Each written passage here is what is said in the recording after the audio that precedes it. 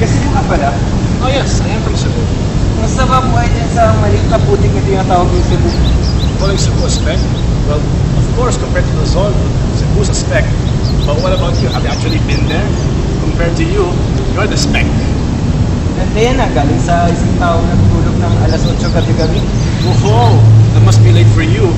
Unlike you, who has mommy to tuck him in, I have friends who party all day and all night. Oo, nabigla akong nalaman ko, nakapasok ka dito sa Ateneo. Sa sahod mong 10 piso araw-araw. Way to change the subject. Well, at least I earn a living, unlike you, who's got his dad to beg for. Kailangan makinig sa'yo, ikaw na nakatira sa Nipahat. Well, if you mean nipahat as in, like, the ones made of wood, glass, and cement, I'll take that as a compliment then. Bala ka dyan, nakawa ka talaga. Oh, so you're bidding me now? Tumahimik ka nga, bahong unggoy. Gawin mo na kung anong ginagawa mo dyan, mag-akyat ka ng puno. So what do you do then, huh? Akyat ng puno. Fuck so.